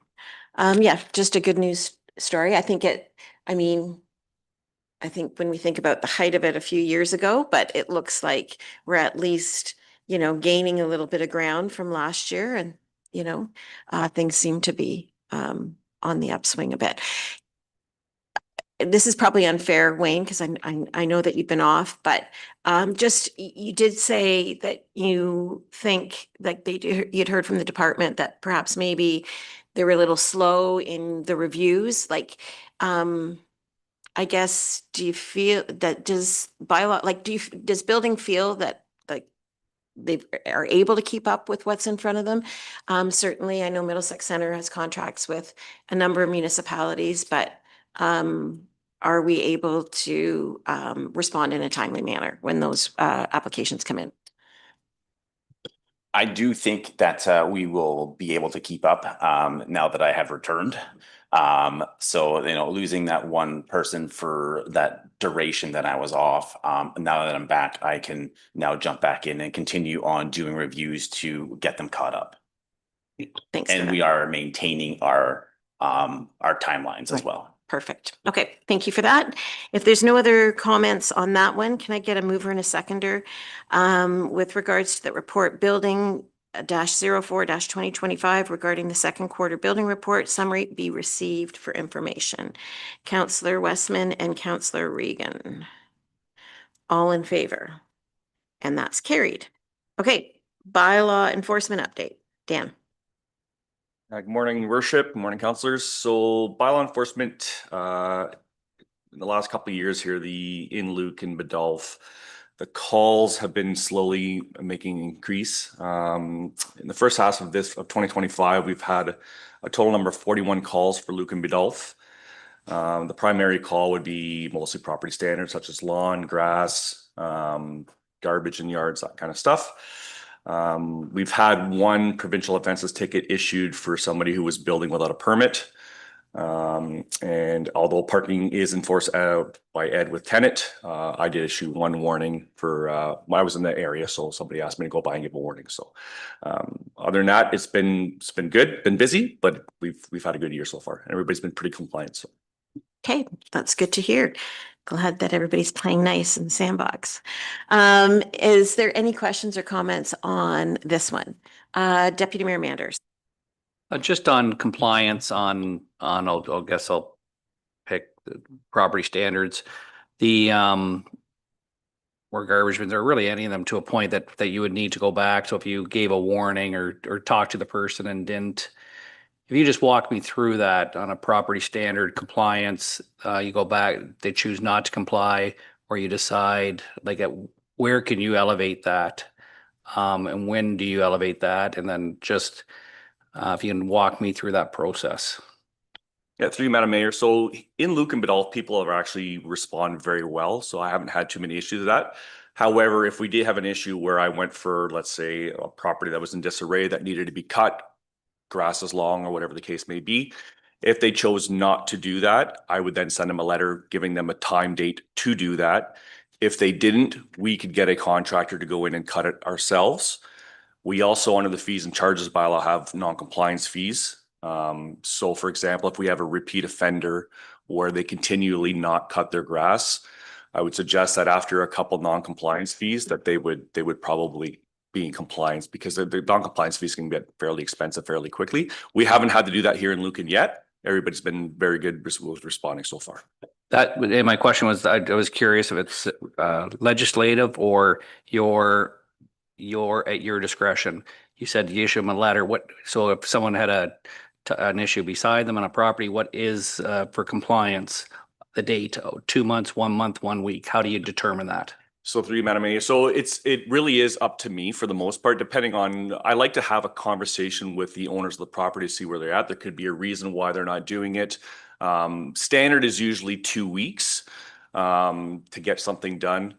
It depends on the municipality. Some municipalities have different programs where it could be a lot quicker, but I like to at least have a conversation with the owner, see where they're at with it, see why they're not doing it. And if they need more time, we can work with them on that. But most people are usually, once I give them a call to find out what's going on, it's usually done very, very quickly. Any other questions or comments, clarifications? Yep, Councillor Hodgins. Thanks, Madam Mayor. Just that jump to 41 from 27, it's a pretty significant jump. I just wonder, is there anything that we know is driving that, or is it just the same people complaining more, or is it just kind of the way it goes? Through the mayor, no, I think it's just with Lucan Biddulph growing as a municipality and as a township, there's more people here. The complaints are getting higher. I do feel in my time as bylaw enforcement, people's tolerances are growing a little bit less, so they'll call more on things. I am trying to do a little through Deputy Mayor Manders was saying, doing like the main street. So if I see stuff that's getting a little bit out of control, I will reach out and have a couple conversations with people. But I think it's just more people, more building, more housing, and that kind of stuff going through. Okay, thank you for that. Any other questions? Okay, with that, thank you both for joining us this morning. Great to see you. And I would ask for a mover and a seconder that building report regarding the mid-year bylaw enforcement update be received for information. A mover and a seconder, please. Councillor Regan and Councillor Hodgins, all in favor? And that's carried. Thank you very much. Okay, finance, Catherine. Thank you. The report I have today is just the budget actual where we are for the first half of the year. So as a rule of thumb, you think you want to be around the 50% of budget. Of course, you have to take into consideration seasonality or other anomalies that may have occurred with looking at those numbers. So the one attachment is a summary with some comments in there regarding the operating budget. And then the details following that, so you can see line by line. And then new in this report, I included a summary of the capital project statuses. I know you've had updates through various activity reports on the projects from the other directors, but just thought I'd put it all in one place where you can kind of see the list of all the projects we had on the go and where we're at with those. So I'm always available for questions at this time or at any time. Thank you. Okay, thank you very much for that, Catherine. Appreciate it. Questions or comments on where we are essentially halfway through the year? Councillor Hodgins. Thanks, Madam Mayor. Just a quick comment. I just wanted to say thank you for the report, and I like the way there are the comments in there. So it kind of highlights, where there are variances or just provides that context. And I just like the way the information is laid out with the capital projects as well. So just thanks for the report. Thank you. Anything else? Yeah, Councillor Regan. Sorry, I noticed that just on that summary, there's under administration as received a surplus rebate credit from WSIB of $34,000 allocated. I'm just wondering what happened there. It seems like a lot. Not that I'm complaining. Well, WSIB, they collect money and then they sometimes they surprise us and say they have this surplus in their funds and they distribute it in some fashion to everybody. So that gave us a large credit. So if you're looking at that line, it shows negative. So we applied it, but now we're just plugging away at that. I think gonna have another month or so left and then we'll start having the pay them again. So it was just a unexpected and a nice surprise. Yes. So. Okay, right. Okay, thank you. Thanks. Okay. Anything else? Any other comments?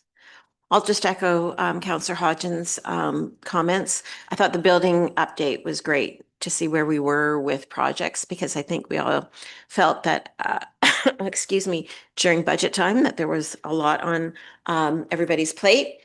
So it's great to see the progress and how we're moving forward with that. So thank you very much. Since there's no other comments, I would ask for a mover and a seconder to receive that report for information, please. Councillor Westman and Councillor Regan. All in favor? Carried. Thank you very much. Did you have anything verbal, Catherine? Yes, thank you. I just wanted to mention that this week staff is working on putting out the final tax billings. So we should have those out. We have to have those out by Friday. So we'll be diligently working on that. And the first installment will be due the end of August, the 29th, and the second installment the end of November. So just watch for that to come the end of the week if you have email and probably in your mail beginning of next week. Thank you. Okay, thanks for that, Catherine. Any questions for Catherine? Councillor Regan. Just one really quick one. The budget survey for residents, just wondered how that went and how and what that looks like and how many people actually, if you know, actually participated. Thank you. And through the mayor, that survey closed on July 31st. So Friday, I started looking at the numbers. I had about, I think it was 158 response and about half that provided contact information for a draw. So I will be putting that information together in a future council report, probably the beginning of September with all the comments, all the analysis and I'll be drawing for we're gonna pick 4 names and I'll be doing that this week as well. Thank you. Can I just ask, so the 158 you said, so is that more or less than we had last time? If you know. Yeah, it's a little bit less than we had last year. I think it was the 170s, but I'll have that in my report. All right. Thank you. Thank you. All right. Excellent. Any other questions or comments for Catherine? Sorry. Okay, Public Works, Jeff. Thank you, Madam Mayor. I just have one report. It is a tender result. It was for the Gowdy Drain. Robinson Farm Drainage was the low tender. Spreet and Associates reviewed it. The tender did meet all the qualifications and their recommendation was to take the low bid. So we're bringing forward to council to accept the low bid and approve Robinson Drainage for the Gowdy Drain. Okay, Thank you. Any questions on this? With that, I'd ask for a mover and a seconder, so that the report, be received and that staff be authorized to accept the tender from Robinson Farm Drainage Limited for $265,262.80, excluding HST, for the Gowdy Municipal Drain. A mover and a seconder, please. Deputy Mayor Manders and Councillor Regan. All in favor? And that is carried. Did you have anything verbal? Nothing. Community services and facilities, Darcy. Thank you, Madam Mayor. So my first report is the Lucan Irish 6 Junior Hockey Dressing Room Revival Project. Obviously, they presented at the last council, and this is my response in a report. I am recommending that we go ahead with the project. I did list out the terms, some of the requests that they had. I tried to go through them all and kind of give my take on them all. I do recommend approving the frozen ice rate. I do feel that their money put into the project far outweighs what we would be losing in revenue, but I did list the revenue loss in my report. And then the continued collaboration. We have been working with the Lucan Irish for quite some time on the operation of their game day, to try to help out with the safety risks. There's only so much we can do in a community center, and I hope I kind of worded that correctly in my report. We will try our best and continue to work with them, but there is only so much we can do with the community center that we have that has a birthday party or a funeral or whatever on the same day. There is only so much we can do to provide access to everybody, but we will continue to work with them and see what we can do as a partnership on that. So I will gladly take any questions. Right. Thank you, Darcy. Comments and questions on this report? Deputy Mayor Manders. Yeah, I like it. I think it's a good partnership and good improvement for the cost to the township, to the value we get. But is there any, what are your thoughts if within 5 years or they don't, or I don't know enough about hockey and managing and how this junior C team stays or is created in Lucan Biddulph. So is that, does he kind of own that and doesn't matter what team he runs? Or is it contingent that it's a junior C hockey team that he runs for the contract? I feel as though the contract with us would be that it's with the junior Irish 6, that would be a junior C club. I think they would need approval, and I think we need approval from myself and probably council if we were going to change the outlook of the club. I think it's been a junior C club. So I think if they were to move to a different level, we'd want to have that conversation. So I would say this contract with this is with the junior C. Any other questions or comments on this report? Just on a couple things. On the private access to the office, you indicate, I'm trying to think where it is now, that the off ice, that you're willing to explore secure options for office only access. I do have concerns about that. I think the times the club has come to ask for that, they've also indicated that they want access to their dressing room. I'll leave it to you to negotiate. You know your building and the safety for it. But if you are going to work with them, like I would be strongly opposed to any access outside of that office, outside of operating hours. I have great concern about people walking through the building when the building's not open and our staff isn't there. So I'll just leave it at that. And then again, just on the game day, I know we want to work with them, but again, the message has to be clear that just because they're having a hockey game at that time doesn't make the facility their facility. It's a community facility and it needs to be accessed at every door, and doors cannot be locked at their wish. if they don't have the staff to manage their game day, then that's their issue. It's not our issue. So, but and I guess then the other question, and then this may have an answer, is there a timeline that they're, they had wanted approval for this in July, but do they have a timeline when they're going to move forward on the project? And in 2 years from now, if they haven't started, is there going to be wording in the agreement that, we're not going to continue that freezing of the ice rate if they haven't started work on their dressing room?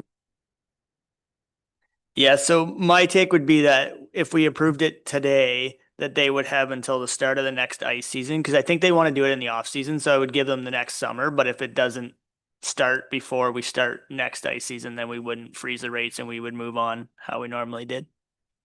Okay, thank you for that. Any further questions or comments? Okay, with that, I would ask for a mover and a seconder. For the recommended motion in front of you, and the conditions, of course, on that motion are laid out, and anybody can refer to it in the agenda. So mover and a seconder, please. Deputy Mayor Manders and Councillor Regan, all in favor? And that's carried. Okay, your next report, Darcy. To you, Madam Mayor. Next report is the arena operating costs. So I tried to do my best. Obviously, it's not 100% doing everything, but we sat down as staff and put a lot of time into trying to figure out the expense of the ice pad alone. Obviously, there is factors and some stuff that we couldn't. We tried to do a capital replacement on the major components of the ice plant and the ice resurfacer, but we didn't take in, for instance, the roof or the windows or the doors type thing. So it's not 100% concrete, but I tried to get to a general number of where we are with the ice pad. Now, obviously, with the community service department, there's a lot of areas in our department that have zero revenue and all expenses. So the arena is one that we do get a significant revenue with, and generally looks like we obviously see a loss in April through to June, but July and then August being our best month, and April is our worst month, but that's when playoffs end and it's very hit or miss on who is renting the ice at that point. We try to keep it open for the playoff teams, but sometimes it doesn't happen. So that is my report. I will gladly take any questions. I tried to break down as much as I could of what we put into the costing, but I'll gladly take any questions. Okay, thank you for that, Darcy. Comments, questions from council. Deputy Mayor Manders. No, I appreciate that, but I guess I've always had two questions. And one was, again, the expense of this type of weather and keeping our community center open, and somewhat is answered there. I will say I'm surprised, or is there something missing? Because again, I've always gone back to just just real simple revenue and then expense. And when I look at this, I was hoping for a bigger expense, to be honest, in revenue, because I believe our levy is $943,000, $1 million. So when I read this, you're saying, it appears to me, it really creates me wondering where the $1 million levy is going, because we again, I believe roughly, on average of all programs, we bring in 45% ballpark. Catherine answers much better than me, and our levy represents 55%. So when I see this report, it really creates for me then, again, to answer the questions of just simple revenue in, expenses, and the levy. As I've we've been on council I've been on council 12, 15 years, and that levy has continued to grow. And my concern has always been not user pay, just the programs, and what we do charge, users, and what we collect in, or so that we can answer the question. I always just go back to that simple one: why are we charging $5 for swimming? We should be charging nothing. And I always go back to, what? Don't worry, you're probably paying $75 a swimmer. They're paying $5, we're probably paying $75. The ratepayer. don't care. That's fine. Doesn't matter to me. But this really concerns me from a standpoint, when I see this, then what, now I'm really wondering, you know, then baseball, soccer, hall rentals, you're showing a profit here, it seems to me, on ice rentals for the whole year. And we've got $1 million levy. So I don't know if I'm missing something. I don't know.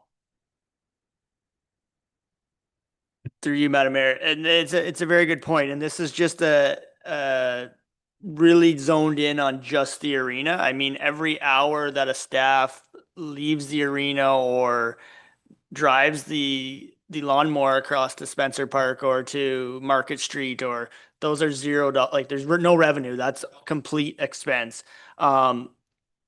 I guess I could try to break down the numbers better and try to get into a little bit more of where we just tried our best to show flood times, dressing room cleanups, and show where the staff hours are at the ice pad, not necessarily anywhere else throughout.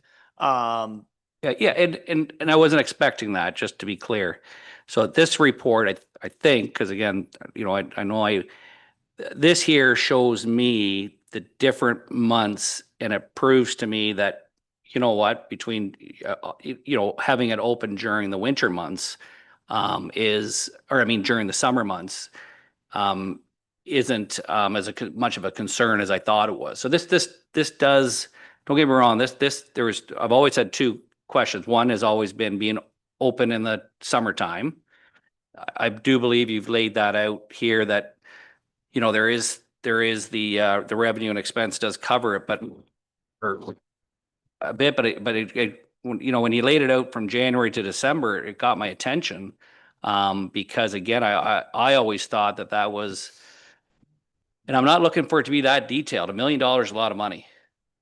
I just, you know, I don't need to know about a lot, like, you know, just a pie chart saying, you know what, again, the baseball diamonds and soccer and hall rentals is 300,000 for 200,000. I mean, right now we have nothing as far as that. So now this is, thank you. This is good. I mean, I think the use and the revenue and everything, to me, as long as this all continues, makes sense to have our community center open for our community even, and being offset by the users for having ice in the summer.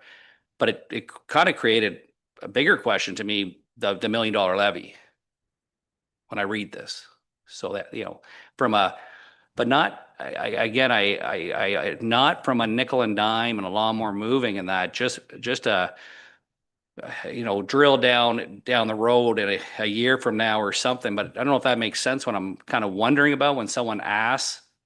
And again, even if I could be in with 20%, 30%, like I say, I got to admit, I was kind of expecting the revenue and expense here to be a bigger spread to represent more of the levy. I gotta be honest, like I was expecting it to be, about a 40, 60. That's what I was, you know, and when I look at this, I'm like, wow. So yeah. So again, yeah.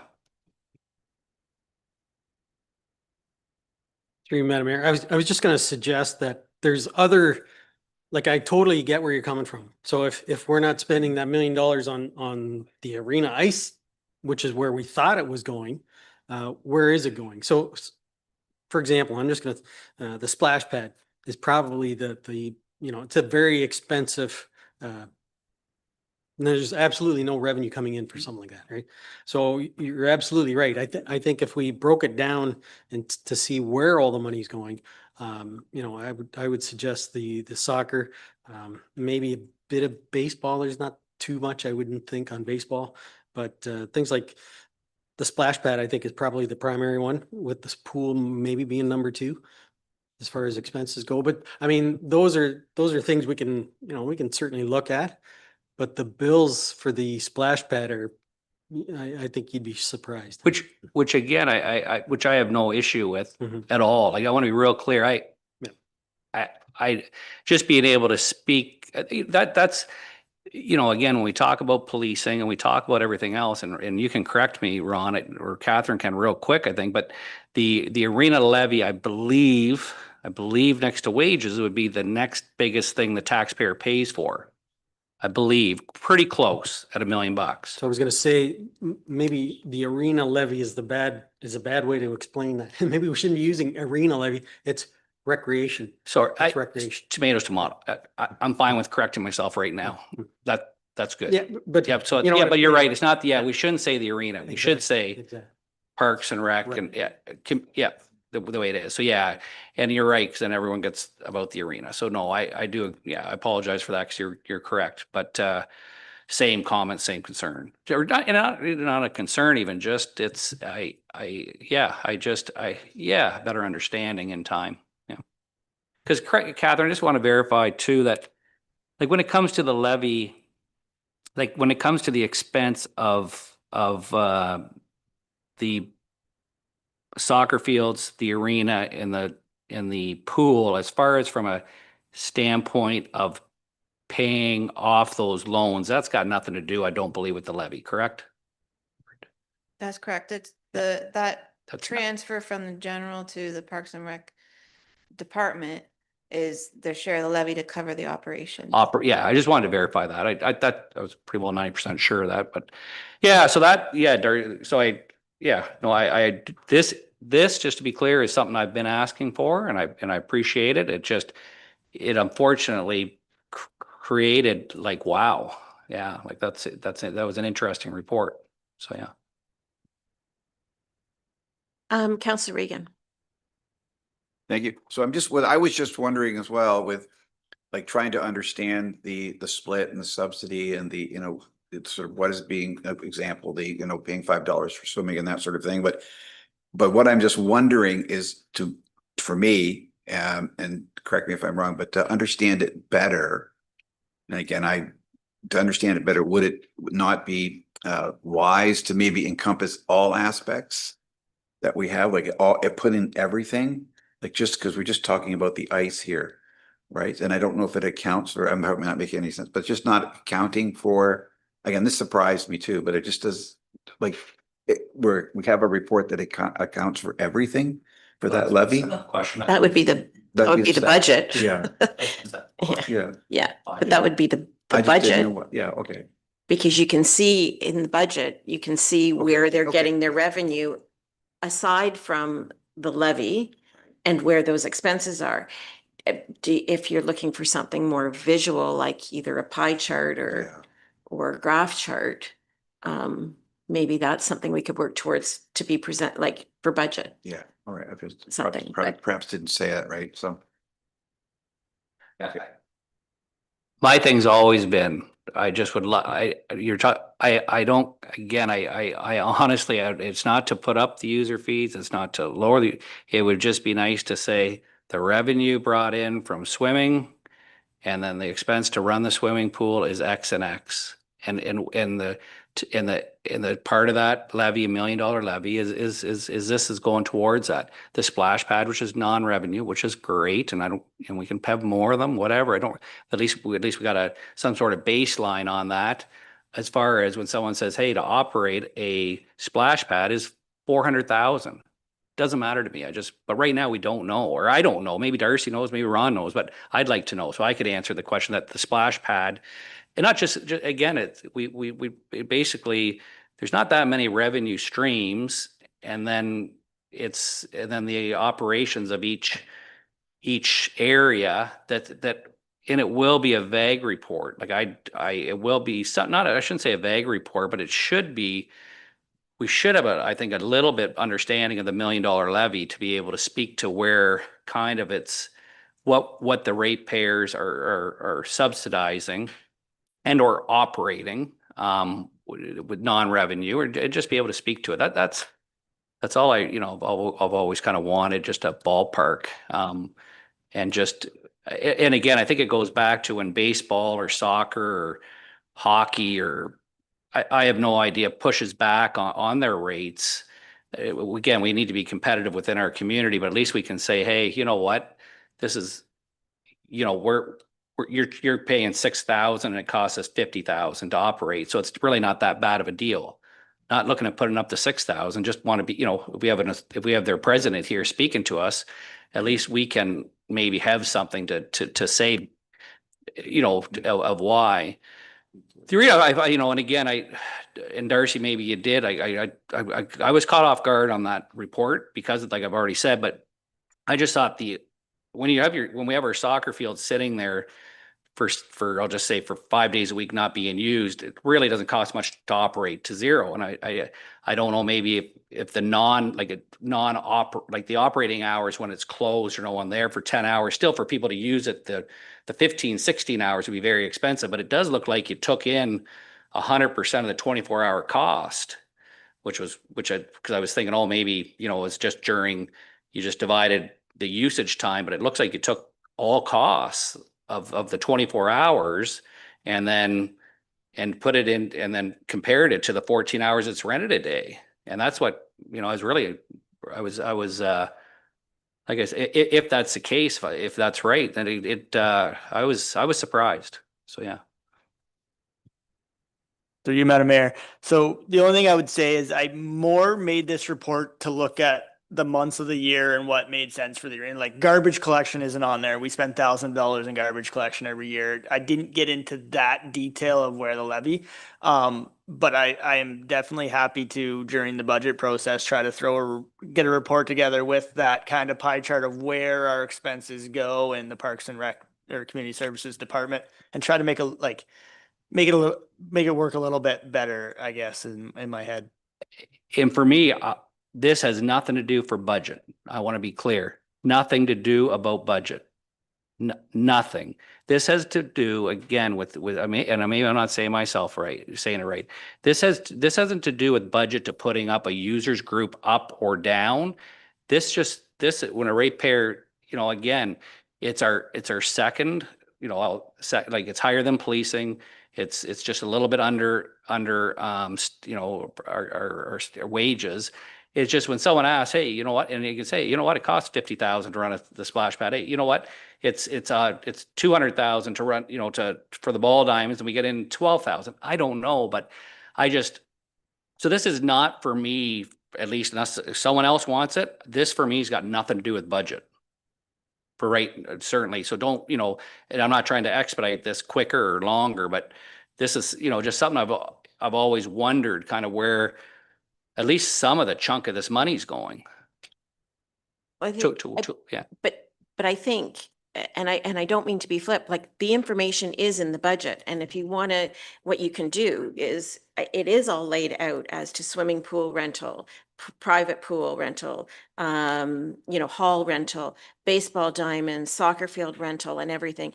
It lays out where the revenue is. There's the line item for the levy. So essentially you get rid of that line item and it'll tell you how much revenue is coming in.